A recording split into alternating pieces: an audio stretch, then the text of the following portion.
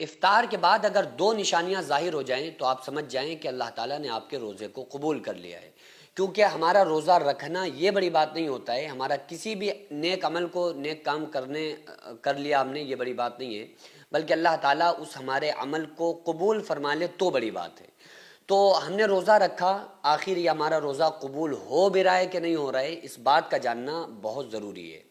کہ ایسا نہ ہو کہ ہمارا روزہ جو ہے، ہم نے روزے رکھے ہوئے ہیں، یہ ہمارے فاقے میں نہ چلے جائیں، کیونکہ آقا علیہ الصلوۃ والسلام نے یہ بھی ارشاد فرمایا کہ اگر کوئی انسان روزہ تو رکھتا ہے، اس کے بعد لغویات اور برائیوں کو نہیں چھوڑتا ہے، تو وہ اس کا روزہ مانا ہی نہیں جائے گا، بلکہ وہ اس کا فاقہ ہوگا، کہ گویا کہ وہ پورا دن بھوکا پیاسا رہا، اس کو فاقہ ہوا، لیکن اس کا روزہ نہیں مانا جائے گا۔ تو ہمیں کیسے پتہ چلے گا کہ جو ہم روزے رکھ رہے ہیں ان روزوں کو اللہ تعالیٰ قبول کر رہے ہیں؟ کیونکہ یہ امپورٹنٹ مسئلہ ہے، اور اگر ہمارے روزے قبول نہیں ہو رہے ہیں تو پھر ہم اپنی ان کمیوں کو دور کریں جس کی وجہ سے ہمارے روزے قبول نہیں ہو رہے ہیں، پھر ہمیں ان کاموں کی طرف فوکس کرنا چاہیے جو ہمارے روزہ قبول ہونے لگے۔ تو وہ کون سی نشانیاں ہیں، وہ کون سی علامات ہیں، آقا علیہ الصلوۃ والسلام کی احادیث کی روشنی میں انشاءاللہ تعالیٰ بات کرنے کی کوشش کروں گا۔ آقا علیہ الصلوۃ والسلام نے ارشاد فرمایا کہ روزے دار کے لیے دو خوشیاں ہیں، ایک وہ خوشی جو افطار کے وقت روزے دار محسوس کرتا ہے، دوسری وہ خوشی جو قیامت کے دن روزے دار کو اللہ تعالیٰ عطا کرے گا۔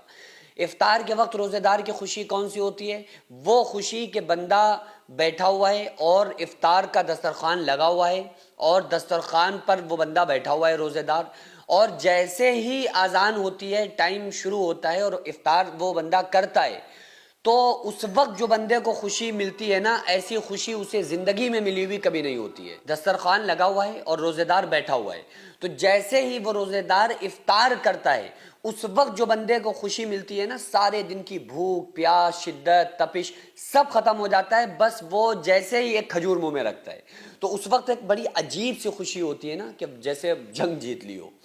تو یہ خوشی آقا علیہ السلام نے ارشاد فرمایا تو دنیا میں خوشی ہو گئی جو روزے دار کے علاوہ کوئی دوسرا بندہ محسوس نہیں کر سکتا، یہ صرف روزے دار ہی وہ خوشی محسوس کر سکتا ہے کہ وہ افطار کے وقت بیٹھا ہوا ہے، اس کے کان ترس رہے ہیں کہ اللہ اکبر کی صدائیں گونجے،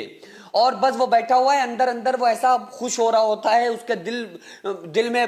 گدگدی ہو رہی ہوتی ہے، اور دل میں بڑی ٹھنڈک وہ بندہ محسوس کرتا ہے کہ بس یار اذان ہو جائے اور ہم افطار کریں۔ تو اس وقت جو وہ بندے کو خوشی ملتی ہے وہ غیر روزے دار کبھی نہیں سمجھ سکتا، جو روزہ نہیں رکھتا ہے نا وہ کبھی اس خوشی کو محسوس نہیں کر سکتا جو روزے دار کو افطار کے وقت خوشی ملتی ہے، کیونکہ آقا علیہ السلام نے ارشاد فرمایا روزے دار کو دو خوشیاں اللہ تعالیٰ عطا کرتا ہے، ایک وہ خوشی جو افطار کے وقت ملتی ہے، اور ایک خوشی اللہ تعالیٰ قیامت کے دن دے گا جب سورج سر پہ ہوگا، سوا نیزے پر ہوگا، سر ایسے کھولنے ہوں گے جیسے چولہے پہ ہانڈی کھولتی ہے، اس وقت اللہ تعالیٰ روزے داروں کو اپنے عرش کے سائے کے نیچے جگہ عطا کرے گا، اور روزے دار قیامت کے دن عرش کے سائے کے نیچے کھاتا پیتا مسکراتا ہوگا، بے روزے دار حساب و کتاب میں مبتلا ہوگا۔ تو اس لیے جو روزے دار ہیں انہیں دنیا میں بھی اللہ تعالیٰ خوشی عطا کرتا ہے اور آخرت میں بھی۔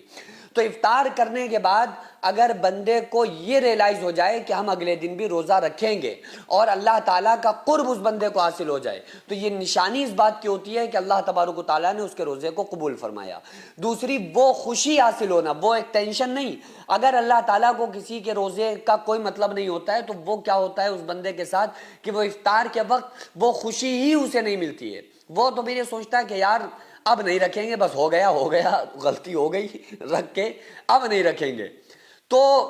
گویا کہ اللہ تعالیٰ نے اس کے اس روزے کو قبول ہی نہیں کیا، کیونکہ جب اللہ تعالیٰ پچھلی عبادت کو قبول کرتا ہے تو اگلی عبادت کی توفیق دیتا ہے۔ آج اگر ہم نے روزہ رکھا اور کل بھی روزہ رکھا تو یہ علامت اس بات کی ہوتی ہے کہ پچھلے دن کا روزہ ہمارا اللہ تعالیٰ نے قبول کیا، اسی لیے اگلے دن روزہ رکھنے کی ہمیں توفیق عطا کی، کیونکہ بندہ اپنی محنتوں سے عمل نہیں کرتا ہے، اللہ تعالیٰ جب کرواتا ہے، اللہ تعالیٰ جب چاہتا ہے، جب بندہ ان عملوں کو نیک اعمال کو کرتا ہے۔ عید ایک خوشیوں کا تہوار ہے، اور یہ عید جب ہی مکمل ہوتی ہے جب ہم اپنی خوشی کے ساتھ ساتھ اپنے غریب بہن بھائی اور غریب فیملیز کو بھی اپنی خوشی میں شامل کرتے ہیں۔ اس عید پر ہمارا مقصد ہے کہ ہر غریب گھر میں خوشی پہنچے اور ہر بچے کے چہرے پر مسکراہٹ ہو۔